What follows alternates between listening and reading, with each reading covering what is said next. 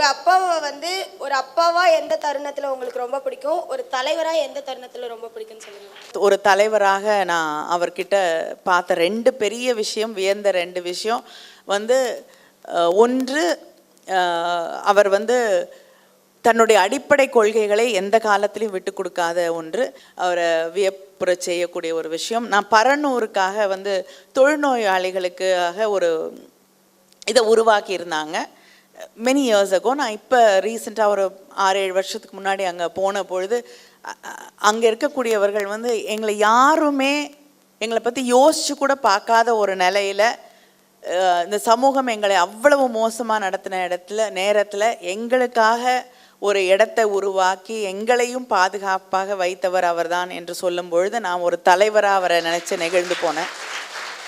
ஒரு அப்பாவாக அவர் இருக்கும் பொழுது நான் ட்ராவல் பண்ணுறப்ப he always use to keep calling up. என்ன பண்ணிகிட்ருக்க, வீட்டுக்கு போயிட்டியா, அப்புறம் போய் சேர்ந்துட்டியா அப்படின்னு. சில நேரம் சண்டை போடுவேன்.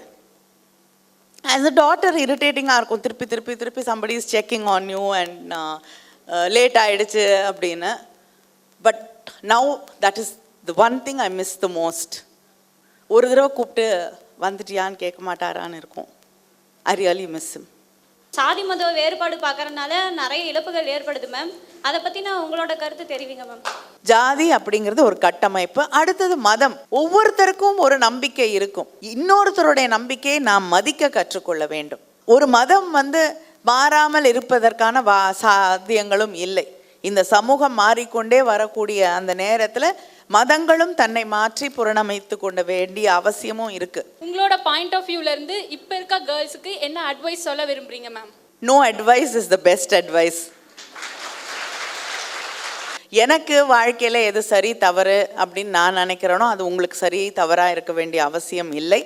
உங்களுடைய வாழ்க்கையை நீங்கள் எப்படி பார்க்குறீங்களோ அந்த எக்ஸ்பெரிமெண்ட்டை விட்டுடாமல் continue with it and enjoy your life, be happy. பெண் குழந்தைகள் வளர்ப்பதில் காட்டுற அக்கறையை ஏன் ஆண் குழந்தைகள் வளர்ப்பதில் இந்த சமூகம் காட்டுறது இல்லை? பெண்ணை வந்து 6 மணிக்கு வீட்டுக்கு வந்துரு, பத்திரமா வந்துரு, அப்புறம் வந்து இப்படி பேசக்கூடாது, அப்படி நிற்கக்கூடாது, அப்படி நடக்கக்கூடாது, இப்படி உடுத்தக்கூடாது எல்லாம் சொல்கிறாங்க இல்லையா? இதெல்லாம் சொல்லுவாங்க பெண்களுக்கு. ஆனால் ஆண்களுக்கு எதுவுமே கிடையாது. ஆண்களுக்கு வந்து வீட்டுக்கு வர நேரம் கிடையாது. நீ பெண்ணை இப்படி மதிக்க வேண்டும், ஒரு தோழமையோடு பழக வேண்டும் அப்படிங்கிறதெல்லாம் ஒன்றும் யாருமே சொல்ல மாட்டாங்க. நீ பெண் சமைக்க கற்றுக்கணும், வீடு பெருக்க கற்றுக்கணும், வேலை பார்க்க கற்றுக்கணும். அப்புறம் சொல்லுவாங்க அடிக்கடி இன்னொருத்தர் வீட்டுக்கு போகக்கூடிய பெண் இல்லையா? என் பையன் என்கிட்ட சொல்லுவான், நான் என்னைக்காவது யாரையாவது கல்யாணம் பண்ணிக்கணும்னு நினச்சேன்னா நிச்சயமாக உன்னை பார்க்க கூட்டிகிட்டு வர மாட்டேன்னு. இப்போ ஒரு ஆண் குழந்தைக்கு பெண்ணை எப்படி மதிக்க வேண்டும்? பெண் என்பது உன்னுடைய சொத்து இல்லை. உன்னுடைய மனைவி உன்னுடைய சொத்து இல்லை. It's not your, she is not your property, she'll never be your property அப்படிங்கிறத சொல்லி வளர்க்க வேண்டும். ஒரு பப்ளிக் ஸ்பேஸில் உனக்கு என்ன உரிமை இருக்கோ அதே உரிமை அந்த பெண்ணுக்கும் இருக்கிறது அப்படிங்கிறத புரிய வைத்து வளர்க்க வேண்டும். என்னுடைய role model, personal role model, political role model யாருன்னு கேட்டிங்க, ரெண்டுமே ஒரே ஆள் தான், தந்தை பெரியார்.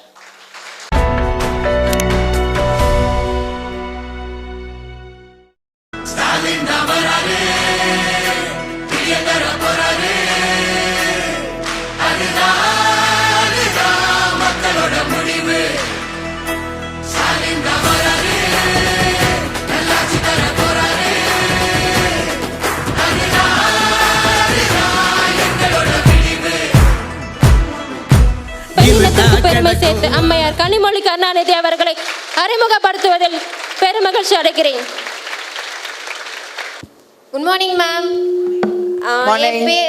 என் பேர் ரம்யா மேம். நான் வந்து ஃபர்ஸ்ட் பிஜி மேத்தமெட்டிக்ஸ் படிச்சுட்டு இருக்கேன் மேம். நான் ஸ்போர்ட்ஸில் இருக்கேன் மேம். ஃபஸ்ட்டு ஸ்போர்ட்ஸ்னாலே என்னன்னு தெரியாது, இங்கே வந்து தான் மேம் நான் கற்றுக்கிட்டேன். நான் நேஷ்னல் லெவலில் நிறைய அச்சீவ் பண்ணியிருக்கேன் மேம். பெண்கள் தங்கள் திறமைகளை எப்படியெல்லாம் வெளிக்கொண்டு வரலாம் அதை பற்றி சொல்லுங்கள் மேம். தூத்துக்குடி மாவட்டம் ஒட்டப்பிடாரம் தொகுதியில் வச்சு கீழமுடிமண்ணில் நடந்த கிராம சபை கூட்டத்தில் வச்சு என்னோடய கோரிக்கையை வந்து நான் உங்ககிட்ட சொன்னேன். அது மூலமாக 2 நாளில் வந்து என்னோடய கோரிக்கையை ஏற்றுக்கிட்டு இந்த காலேஜில் வந்து எனக்கு ஒரு நல்ல வாய்ப்பை வந்து ஏற்படுத்தி கொடுத்துருக்கீங்க. எந்த கட்டணமும் இல்லாமல் என்னை இவ்வளோ தூரத்துக்கு நான் இப்போ செகண்ட் பிஜி படிச்சுட்ருக்கிறேன். என்னோடய கிளாஸ்லேயும் நல்லா மார்க் எடுத்து நல்ல ஸ்கோரும் பண்ணியிருக்கிறேன். அதுக்கு என்னோடய குடும்பத்து சார்பாகவும் என் ஊர் சார்பாகவும் நான் மனமார்ந்த நன்றியை வந்து உங்களுக்கு தெரிவிச்சுக்கிறேன். நன்றி.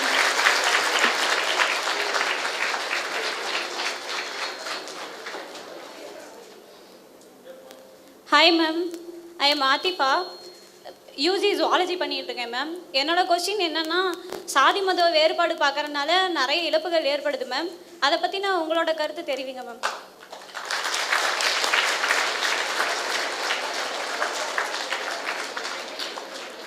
Good morning, ma'am. I'm very feeling happy to speak with you, ma'am. உங்களோட பாயிண்ட் ஆஃப் வியூலேருந்து இப்போ இருக்க கேர்ள்ஸுக்கு என்ன அட்வைஸ் சொல்ல விரும்புகிறீங்க ma'am? Thank you ma'am. Myself R. Yamuna. I'm PG second year student, ma'am. இப்போ இருக்கிற ஸ்டூடெண்ட்ஸ்க்கு பெஸ்ட்டாக அட்வைஸ் சொல்லணுன்னா என்ன அட்வைஸ் மேம் கொடுப்பீங்க? Hi ma'am, I'm Menaka, second PG biochemistry ma'am. உங்கள் அப்பாவை வந்து ஒரு அப்பாவாக எந்த தருணத்தில் உங்களுக்கு ரொம்ப பிடிக்கும், ஒரு தலைவராக எந்த தருணத்தில் ரொம்ப பிடிக்கும்னு சொல்லுங்கள்.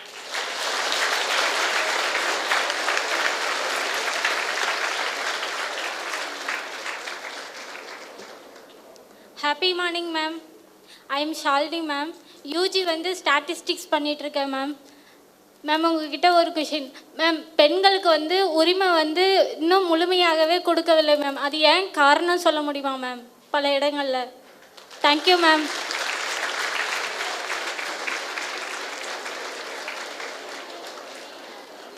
Good morning, ma'am. I am Deepika from second Biotech, ma'am. My question is how women can enter into politics, ma'am?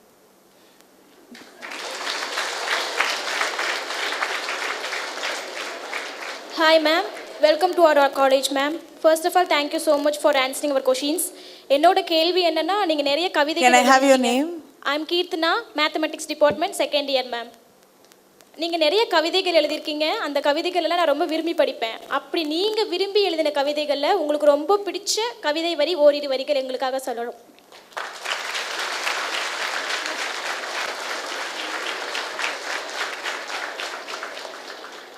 It's a memorable morning to us because of your coming. I'm Miss Kausya Kanagarasu doing second BSc Mathematics. இன்னைக்கு February 14 Lovers Day, so அது ரிலேட்டடான question.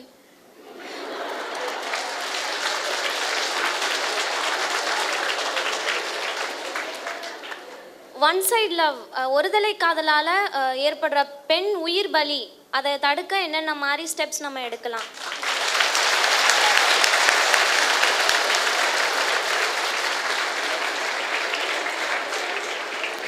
Good morning, I'm Manju from Mathematics Department.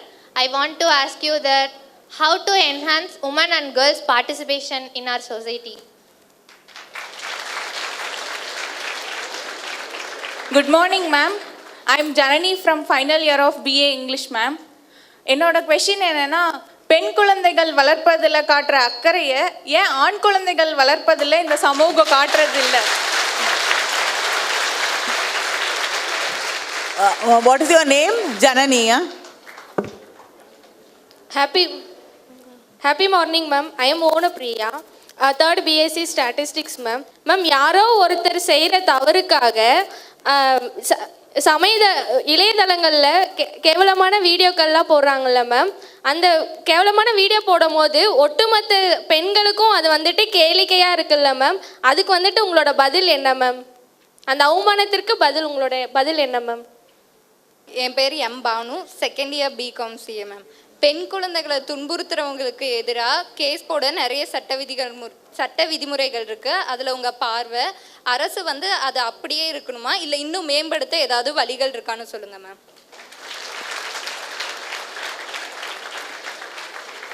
Ma'am, I am Sandhya, third BCA. உங்களோட role model யார் ma'am? Personal and politics.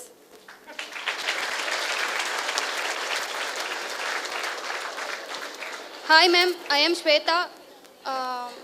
நீங்கள் உமனாக எவ்வளோ சேலஞ்சை face பண்ணியிருக்கீங்க மேம்? என்னென்ன சேலஞ்சை ஃபேஸ் பண்ணியிருக்கீங்க மேம்? என் பேர் புவனா. என்னோட கொஷின் என்னன்னா, கல்விக்கும் குற்றவாளிகளுக்கும் இருக்கிற தொடர்பு என்ன மேம்? ஏன்னா இப்போ படித்தவங்களும் தப்பு பண்ணுறாங்க, படிக்காதவங்களும் குற்றம் பண்ணுறாங்க. இதோடைய உங்கள் கருத்து என்ன ma'am? Thank you. Myself, M.A. Siteshwari, studying second BSc Physics. I am blessed to see you, ma'am. என்னோட கொஷின் என்னன்னா, இந்த சமுதாயத்தில் பெண்களுக்கு நடக்கக்கூடிய பாலியல் கொடுமைகளை எந்த ஆக்ஷன் மூலமா தடுக்கலாம், எப்படியெல்லாம் தடுக்கலாம் ma'am? Thank you ma'am. I am very, very impressed with your questions. They are really good, and it was a very pleasant surprise when I heard your questions. So congratulations and all the best to all of you. Ramya பேசும்பொழுது கேட்டாங்க, பெண்களுடைய திறமைகளை எப்படி வளர்த்துக்கிறதுன்னு. Please it. முதல்ல வந்து பெண்கள் வந்து 2 விஷயத்தை தாண்டி வரணும். ஒன்று குடும்பத்தில், அப்புறம் சமூகத்தில் இருக்கக்கூடிய தடைகள். First thing they tell you, எந்த வயசில் ஆரம்பிப்பாங்கன்னு எனக்கும் ஞாபகம் இல்லை, but first thing they tell you is நீ ஒரு பொண்ணு, அதனால் இதுதான் உன்னோட லிமிட்டேஷன்ஸ் அப்படிங்கிறத முதல்ல ஆரம்பிப்பாங்க. நமக்கு எப்போ சொல்ல ஆரம்பிக்கிறாங்க, ஒரு வேளை வயிற்றில் இருக்கிறப்பவே கூட மெசேஜ் அனுப்புவாங்களான்னு தெரியாது, but they start doing that. So அதை வந்து வி ஹாவ் டு ஒரு கான்ஷியஸாக அதை உடைக்கணும் நம்ம. I am a woman, I am proud of it, and I will break all the ceilings. There is nothing which can stop me, இல்லையா? So that is what you have to tell yourself. அடுத்தது, நமக்கு குடும்பத்தில் இருக்கக்கூடிய சில தடைகள் இருக்கும். பெண்ணுன்னா பாதுகாப்பு அப்படிங்கிற, அன்பு அப்படிங்கிறத சொல்லி பாதுகாப்புன்னு சொல்லி எல்லாத்தையுமே தடுத்து வீட்டில் பூட்டி வச்சுக்கிறது தான் பாதுகாப்பு அப்படின்னு நினச்சிப்பாங்க. அதை புரிய வைத்து, அது இல்லை அன்பு, நானாக இருக்க அனுமதிப்பது மட்டும்தான் அன்பு, இல்லையா? அதை நம்ம புரிய வைக்கணும். அதை ஏற்றுக்கொள்ளாதவர்களை எதிர்த்து நிற்கவும் நம்ம கற்றுக்கணும். அது மட்டும்தான் பெண்ணை சாதனையாளராக மாற்றும், இல்லையா? And never give up. எதுவாக இருந்தாலுமே நம்முடைய கனவுகளை நம்ம வந்து விட்டு கொடுத்துடக்கூடாது. அதை நம்ம தொடர்ந்து நினைவில் வைத்து கொள்ள வேண்டும். அன்புக்காக இருக்கட்டும், வேறு எந்த விஷயத்துக்காக இருக்கட்டும், அம்மா அப்பாவாக இருக்கட்டும், புரிய வைங்க. ஆனால் உங்களுடைய கனவுகளை எந்த காரணத்திற்காகவும் விட்டு கொடுத்து விடாதீர்கள். அதுதான் நம்ம வந்து சாதிக்க வேண்டும் அப்படின்னு நினைக்கிறதுக்கான அடிப்படை. And hard work and knowledge, இது வந்து இந்த சமூகத்தில் குறிப்பாக ஒரு ஆணும் பெண்ணும் ஒரே விஷயத்தை செய்யும் பொழுது ஆணை விட ஒரு 10 மடங்கு அதை சிறப்பாக நம்ம செஞ்சாதான் ஈக்குவலாகவே ஒத்துப்பாங்க. அதுதான் இந்த சமூகம், இல்லையா? அதனால் அவர்களை விட நீங்கள் நிறைய விஷயங்கள் இன்னும் தெரிஞ்சுக்கணும். அவங்கள விட அதிகமாக உழைச்சாதான் நம்ம சமமாக இருக்கோம் அப்படிங்கிறதே ஏற்றுப்பாங்க. அதனால் அதை புரிந்து கொண்டு நம்ம செயல்பாடுகள் இருக்க வேண்டும். இதுதான் நான் உங்களுக்கு சொல்லணும்னு நினைக்கிற விஷயம். சண்முகப்பிரியா சொன்னாங்க, ரொம்ப மகிழ்ச்சி உங்களை இங்கே சந்தித்ததில், and happy to know that நீங்கள் வந்து ரொம்ப நல்லா இங்கே படிச்சுட்ருக்கீங்கன்னு உங்களோட சேர்மனும் வந்து உங்களுக்கு சர்டிஃபிகேட் கொடுத்தாரு. ரொம்ப மகிழ்ச்சி. All the best. ஹக்கீவா பேசினாங்க. அவங்க கேட்டாங்க, ஜாதி மதம் இதுதான் இந்த சமூகத்தை பிரிக்கக்கூடிய விஷயங்கள், இதை எப்படி தாண்டி வர்றது அப்படின்னு. ஜாதிங்கிறது ஒரு மிகப்பெரிய பொய், இல்லையா?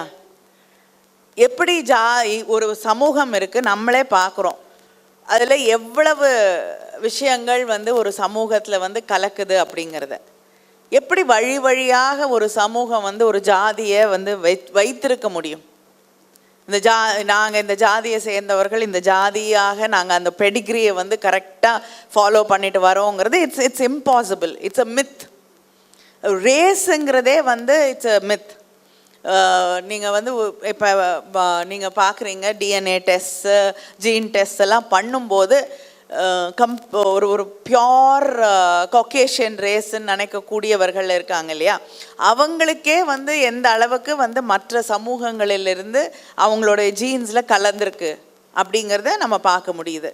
அப்படி இருக்கக்கூடிய அந்த சூழலில் ஒரே சமூகத்தில் வாழ்ந்து கொண்டு இருக்கக்கூடியவர்களுக்கு ஜாதிங்கிறது வந்து ஒரு கம்ப்ளீட்டாக வந்து ஒரு பொய் கட்டமைப்பு தான். அதனால் அதுவே பொய்ங்கிறத நம்ம புரிஞ்சுக்கணும். முதல்ல புரிஞ்சுக்கிட்டு அதுக்கப்புறம் அதை உடைக்க முடியும். அதனால் ஜாதிங்கிறதே இட்ஸ் கம்ப்ளீட் ரப்பிஷ். அதுக்காக வந்து நிறைய பேர் என்னை அடுத்த கேள்வி கேட்பாங்க, ஸ்கூலில் தான் ஜாதி சொல்லித்தராங்க, ஸ்கூலுக்குள்ளே போகும்போது என்ன ஜாதின்னு கேட்குறதுனால தான் ஜாதி தெரியுது அப்படின்னு. அது இல்லை. ஸ்கூலில் உங்களை ஜாதி கேட்குறது வழி வழியாக சில ஜாதியில் பிறந்தவங்க படிக்கக்கூடாது அப்படிங்கிற ஒரு நிலைமை இருந்தது. சில ஜாதியில் பிறந்தவங்க படிக்கிறதுக்கு வாய்ப்பு அளிக்கப்படவில்லை. அதனால் அவர்களுக்கு கிட்டத்தட்ட 1000-2000 வருஷமாக அவங்களுக்கெல்லாம் நம்ம பண்ணியிருக்கக்கூடிய தவறுகளை சரி செய்வதற்காக இடஒதுக்கீடு வழங்கப்படுகிறது. ரெசர்வேஷன் அதுக்காக தான் வழங்கப்படுது. அதனால தான் ஜாதி கேட்குறாங்க. இந்த ஸ்கூலில் ஜாதி கேட்கலன்னா வீட்டில் நமக்கு ஜாதி சொல்லித்தர மாட்டாங்கங்கிறது இல்லை இல்லையா. ஸ்கூலுக்கு போகாமையும் ஸ்கூலில் கேட்காமையும் இருந்தாலும் நமக்கு வீட்டில் தொடர்ந்து சொல்லக்கூடிய ஒன்று ஜாதி. அதுவும் முக்கியமாக கல்யாணங்கிற வந்து நிற்கக்கூடிய அந்த இடத்துல பெற்றோர்கள் அதை மறந்துட்டு ஜாதி இல்லைன்னு ஏற்றுக்கிட்டு இந்த சமூகம் திருமணம் செய்வதில்லை. அதனால் பள்ளிக்கூடத்துக்கும் இதுக்கும் நிச்சயமாக சம்மந்தம் இல்லை. ஜாதி அப்படிங்கிறது ஒரு கட்டமைப்பு. அடுத்தது மதம். ஒவ்வொருத்தருக்கும் ஒரு நம்பிக்கை இருக்கும். இன்னொருத்தருடைய நம்பிக்கையை நாம் மதிக்க கற்றுக்கொள்ள வேண்டும். ஒரு மதம் வந்து மாறாமல் இருப்பதற்கான சாத்தியங்களும் இல்லை. இந்த சமூகம் மாறிக்கொண்டே வரக்கூடிய அந்த நேரத்தில் மதங்களும் தன்னை மாற்றி புறணமைத்து கொள்ள வேண்டிய அவசியமும் இருக்குது. ஒரு காலகட்டத்தில் எல்லா மதங்களுமே பெண் அடிமைத்தனத்தை, இன்னொரு சமூகத்தை அடிமையாக வைத்திருப்பதை எல்லாமே ஏற்றுக்கொண்டிருந்தது. ஆனால் இன்றைக்கி சமூகம் மாற மாற உரிமைகளை பற்றி, மனித உரிமைகளை பற்றி நாம் பேச பேச எல்லாமே மாறியாக வேண்டிய ஒரு சூழல் இருக்கிறது. அதனால் மதம் அப்படிங்கிறது ஒரு தனிப்பட்ட தேர்வு. It's a personal decision. என்ன கேட்டிங்கன்னா, I don't believe in any religion. I am an atheist and I am a very proud atheist. ஆனால் I respect anybody who believes in a particular religion. But it should not interfere or hurt another person. இதை நம்ம புரிஞ்சுக்கிட்டோன்னா டெஃபினட்டாக இன்றைக்கி நமக்கு இடையே இருக்கக்கூடிய பிரச்சனைகள், நமக்கு இடையே இருக்கக்கூடிய இந்த காழ்ப்புணர்வு, இது எல்லாமே போயிடும். அடுத்தது மதமும் ஜாதியும் அரசியலை முடிவு செய்யக்கூடிய இடத்துக்கு அதை நாம் அனுமதிக்கக்கூடாது. அரசியல் அப்படிங்கிறது இந்த ஆட்சியில் இருக்கக்கூடிய அந்த இடத்துல இருக்கிறது அப்படிங்கிறது என்றைக்குமே சமூகத்திற்கு எது தேவை, ஒட்டுமொத்த சமூகத்துக்கு ஒரு இன்க்ளூசிவான சொசைட்டிக்கு என்ன தேவைங்கிறத முடிவு செய்யக்கூடியவர்கள் மட்டும்தான் ஆட்சி பொறுப்பில் இருக்கணும். ஒரு எந்த ஒரு செக்ஷனையுமே தள்ளி வச்சுட்டு அவங்க மேலே வெறுப்பை உருவாக்கக்கூடிய யாருக்குமே ஆட்சியில் இருக்கக்கூடிய வாய்ப்பை உருவாக்கி தரக்கூடாது என்பது நான் நினைக்கக்கூடிய ஒன்று.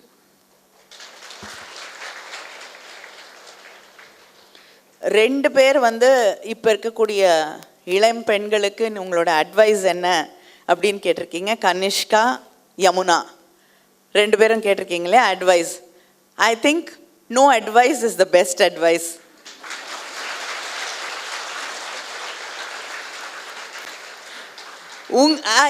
I completely believe and I have complete faith and trust. You know the best. இல்லையா? So there's no advice. Life is an experiment and every individual life is an experiment. எனக்கு வாழ்க்கையில் எது சரி தவறு அப்படின்னு நான் நினைக்கிறேனோ அது உங்களுக்கு சரி தவறாக இருக்க வேண்டிய அவசியம் இல்லை.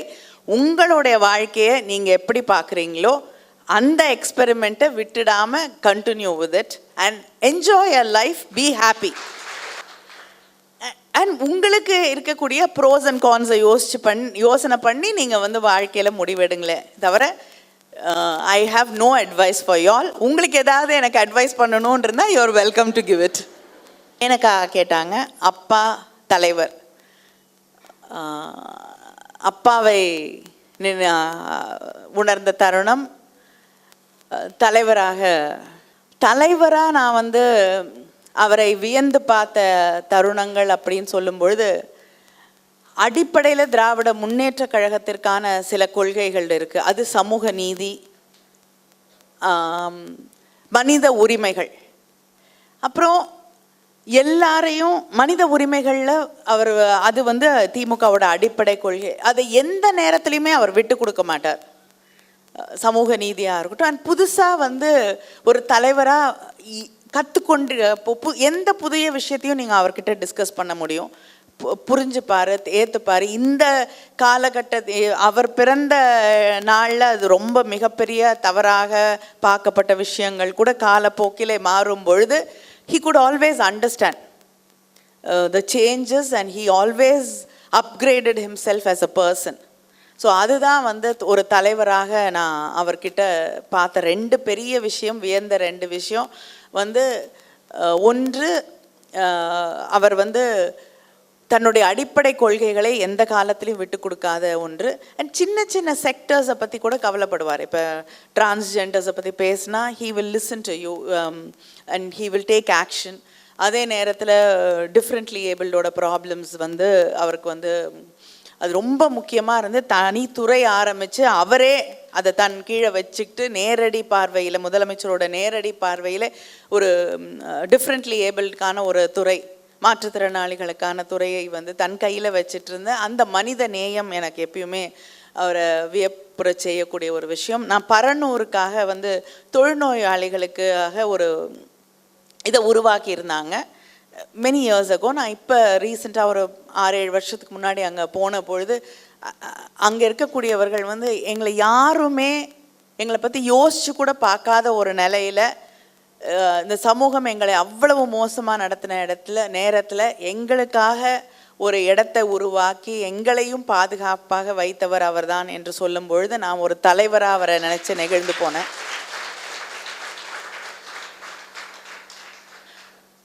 ஒரு அப்பாவா,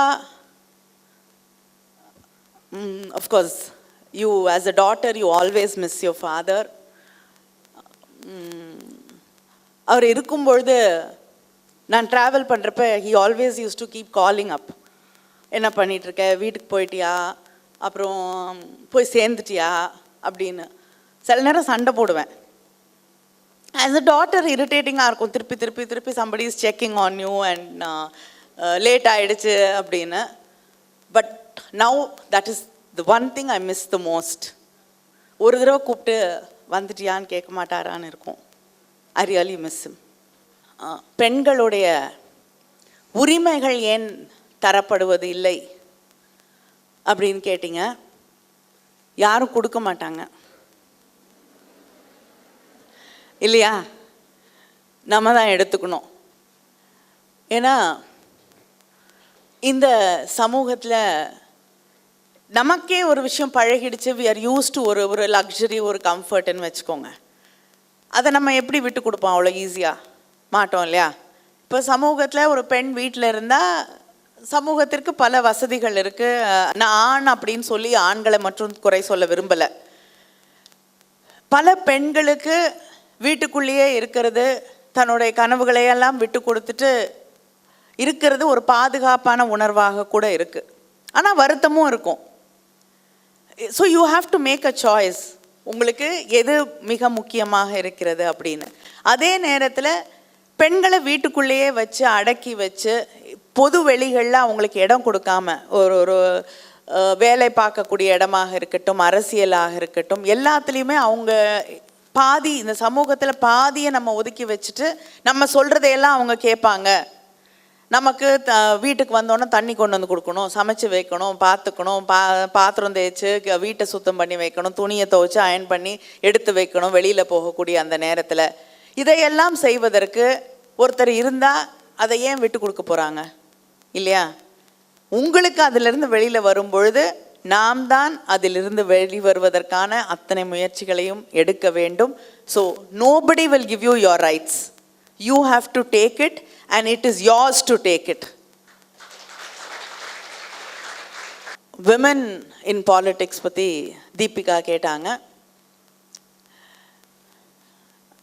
You have to get into it, அவ்வளோதான். ஏன்னா நமக்கு வந்து ரெட் கார்பெட் எல்லாம் போட்டு யாரும் வான்னு சொல்ல போகிறது கிடையாது. இப்போ 33% விமென்ஸ் ரிசர்வேஷன் பில் எடுத்துக்கோங்க. எந்த கட்சியுமே அதை எதிர்க்கல, எக்ஸப்ட் 1-2 கட்சிகளை தவிர யாருமே எதிர்க்கல. பிஜேபி அவங்களுடைய மேனிஃபெஸ்டோலேயே வந்து நாங்கள் விமென்ஸ் ரிசர்வேஷன் கொடுக்குறேன்னு சொல்லியிருக்காங்க. Congress supports, DMK supports, most of the major parties, Trinamool எல்லாமே சப்போர்ட் பண்ணக்கூடிய ஒரு பில். ஆனால் why is it not passed in parliament? That is it. Everybody says they want us, but nobody wants us. அதனால் you have to get in and make your space. So நமக்காக ஒரு kit கிளவ்ஸோடலாம் நம்மளை யாரும் treat பண்ண மாட்டாங்க. நமக்கான special இது எதுவுமே நடக்காது. Will fight for the 33% reservation, women's reservation bill. Because அது வந்து டெஃபினட்டாக ஒரு பாத்தை வந்து நமக்காக பேவ் பண்ணும். But you have to get down, you have to get dirty, you have to get muddy and be part of politics. And please, you're welcome to join. Keerthana ஒரு கவிதை, நான் எழுதின கவிதையை கேட்டிங்க இல்லையா? கொஞ்சம் complicated, but I hope you will understand. வேண்டியது வேண்டி வேண்டியது கிட்டிய பின் வேண்டியது வேண்டா மனது. புரியுதா? இல்லைல்ல? நமக்கு நிறைய நேரத்தில் ஒரு விஷயம் பிடிக்கும், அது கிடைக்கணும் கிடைக்கணும் கிடைக்கணும்னு வேண்டிக்கிட்டே இருப்போம்.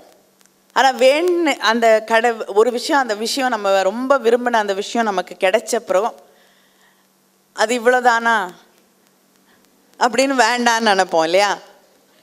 அதுதான் இந்த கவிதை.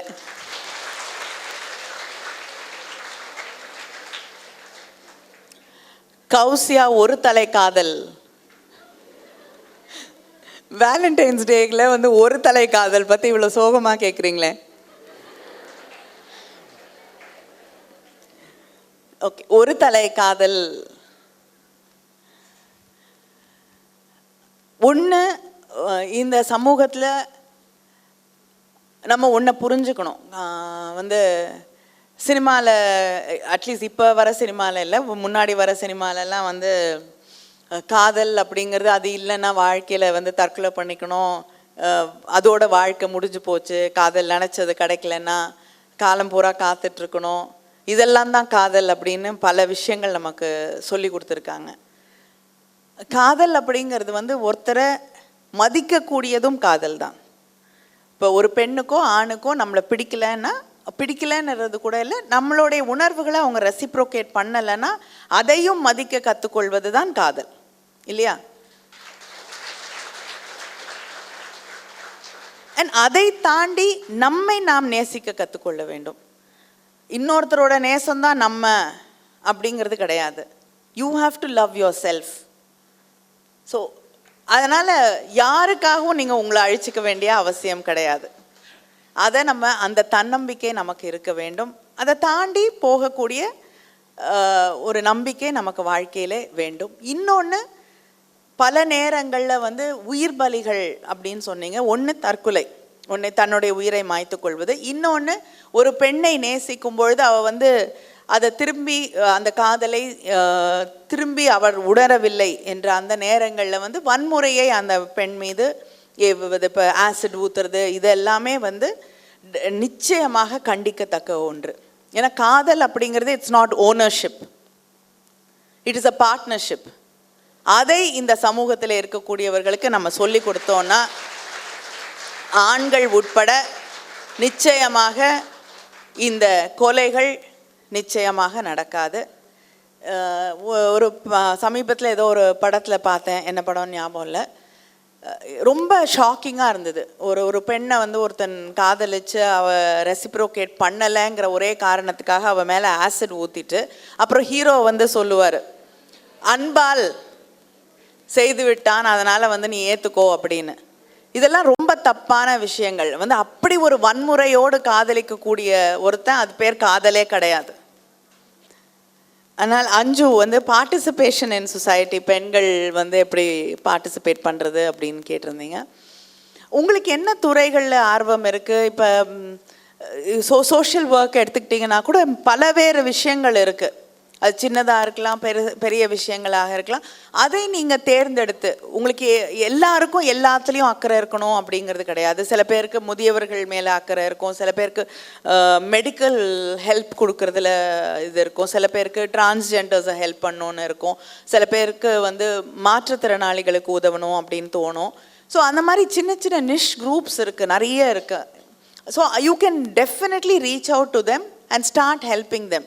அதுவே வந்து இப்போ சொசைட்டியில் ஒரு நீங்கள் பண்ணக்கூடிய மிகப்பெரிய பார்ட்டிசிபேஷன். எல்லாரும் ஒரு 10 பேர் உடைய வாழ்க்கையை நம்ம மாற்ற முடிஞ்சால் கூட it's a great thing. So அதை நம்ம செய்யறதுக்கு முயற்சிகள் எடுத்தோன்னா அப்புறமா ஆஸ் இட் கோஸ் வந்து you can expand it. So start with whatever is closest to your heart. Janani ஒரு நல்ல கேள்வி கேட்டாங்க. பெண் குழந்தைகளை நம்ம வளர்க்குறத விதத்தில் ஏன் ஆண்களை வளர்க்குறதே கிடையாதுன்னு. அது அப்படி தான் இருக்குது சமூகம். வந்து பெண்ணை வந்து 6 மணிக்கு வீட்டுக்கு வந்துரு, பத்திரமா வந்துரு, அப்புறம் வந்து இப்படி பேசக்கூடாது, அப்படி நிற்கக்கூடாது, அப்படி நடக்கக்கூடாது, இப்படி உடுத்தக்கூடாது எல்லாம் சொல்கிறாங்க இல்லையா? உங்கள் காலேஜில் யூனிஃபார்ம் இருக்கா? கிடையாதா? ஓகே. இல்லை இப்படி தான் ட்ரெஸ் கோடு இருக்கா? That's bad.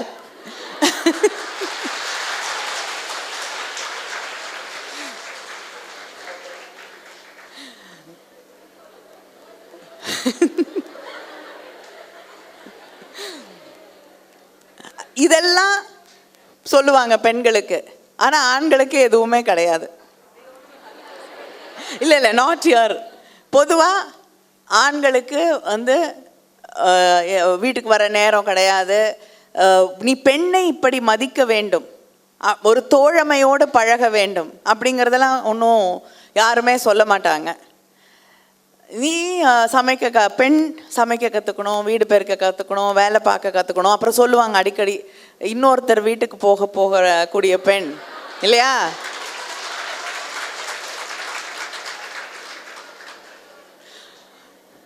என் பையன் என்கிட்ட சொல்லுவான், நான் என்னைக்காவது யாரையாவது கல்யாணம் பண்ணிக்கணும்னு நினச்சேன்னா நிச்சயமாக உன்னை பார்க்க கூட்டிகிட்டு வர மாட்டேன்னு.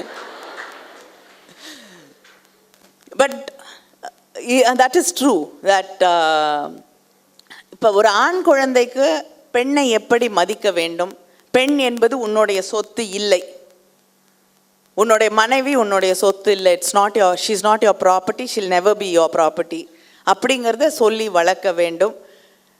ஒரு பப்ளிக் ஸ்பேஸில் உனக்கு என்ன உரிமை இருக்கோ அதே உரிமை அந்த பெண்ணுக்கும் இருக்கிறது அப்படிங்கிறத புரிய வைத்து வளர்க்க வேண்டும். நமக்கு முன்னாடி இருந்தவங்க அதை செய்யலை, ஆனால் நீங்கள் நிச்சயமாக அதை செய்ய முடியும்.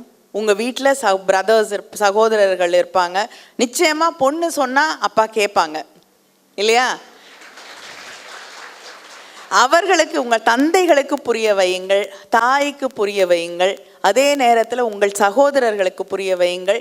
உங்களுடைய பிள்ளைகளை நிச்சயமாக நீங்கள் இதை சொல்லி வளர்க்க முடியும், அவர்களுக்கு புரிய வைத்து வளர்க்க வேண்டும். ஏன்னா உங்களுக்கு அடுத்து வர தலைமுறை பெண்களாவது மதிக்கப்படக்கூடியவர்களாக, தோழிகளாக அவர்கள் நடத்தப்பட வேண்டும் இல்லையா? மோகன பிரியா பேசும்பொழுது சில பேர் சில தவறுகளை செய்து விடுகிறார்கள்னா, அது ஆணாக இருக்கட்டும் பெண்ணாக இருக்கட்டும் எல்லாருமே தவறுகள் செய்யக்கூடியவர்கள் தான்.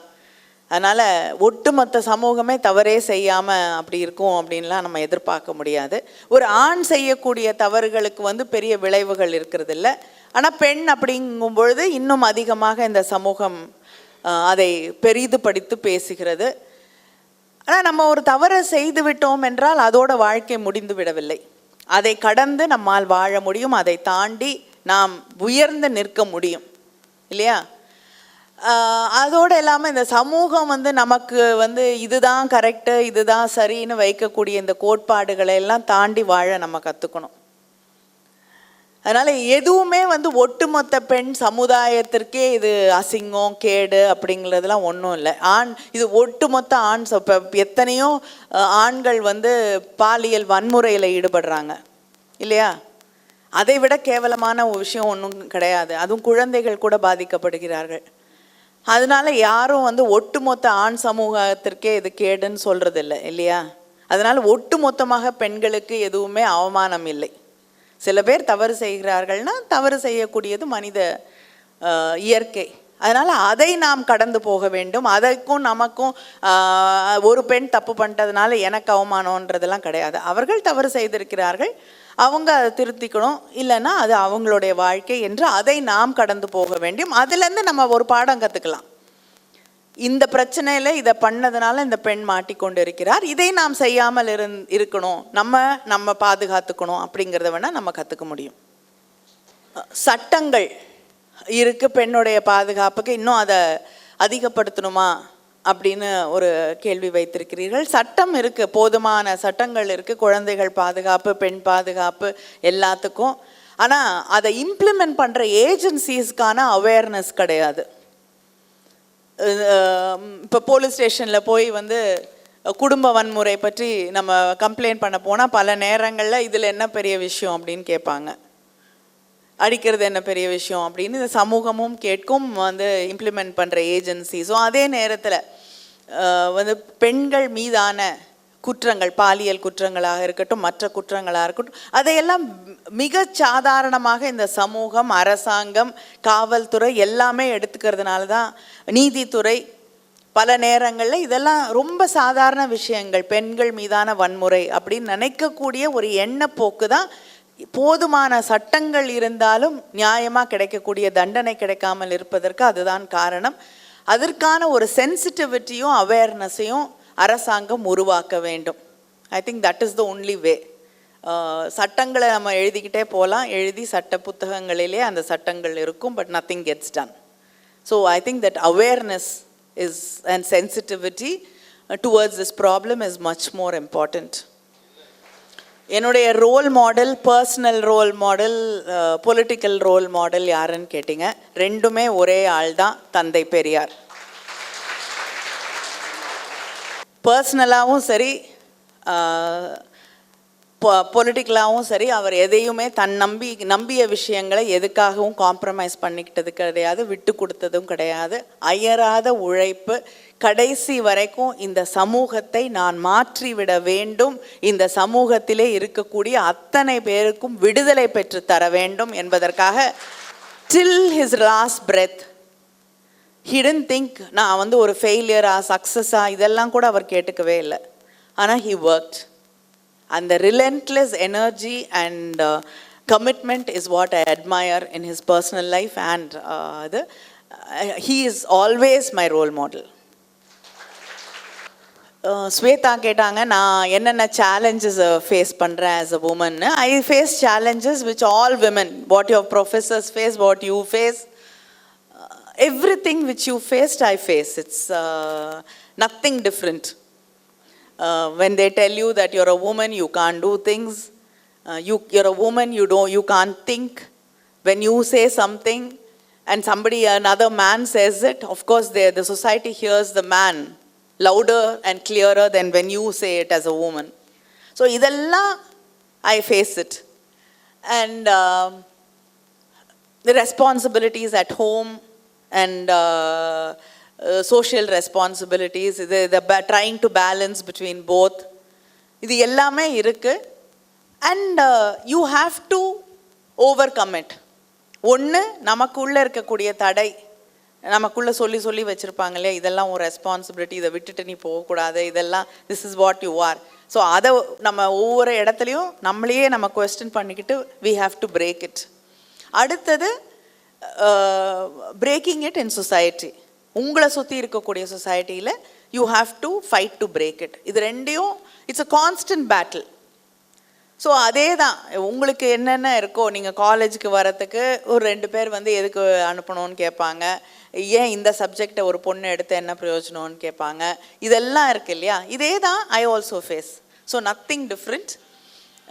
We all have to work towards breaking these glass ceilings and glass barricades. Glass barricades kuda illa, they are very clear in front of you, cement walls in front of us. We have to break it together and let us go forward and break it. Bhuvana கேட்டாங்க, படித்தவங்களும் தப்பு பண்ணுறாங்க, படிக்காதவங்களும் தப்பு பண்ணுறாங்க. Degree எல்லாம் வந்து மனுஷனை நல்லவனா ஆக்காது. கல்விங்கிறது வந்து அதை தாண்டிய ஒன்று. இப்போ ஒரு உதாரணம், இட்ஸ் அ கிளீஷேட் எக்ஸாம்பிள். இப்போ தலைவர் கலைஞரை, எங்கள் அப்பா கலைஞரை எடுத்துக்கிட்டிங்கனாலும் சரி, இல்லைன்னா பெருந்தலைவர் காமராஜர் அவர்களை எடுத்துக்கொண்டாலும் சரி, பெருசாக படிக்கலை. But doesn't mean they tend care about society. Periyar எடுத்துக்கோங்க, ஒன்றும் they're not degree holders or anything like that.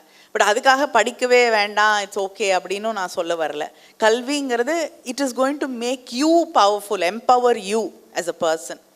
But அதை தாண்டி உங்களுக்குன்னு இருக்கக்கூடிய அந்த மாரல் கோட்ஸ், எத்திக்ஸ், இதெல்லாம் நீங்கள் உருவாக்கிக்கணும்.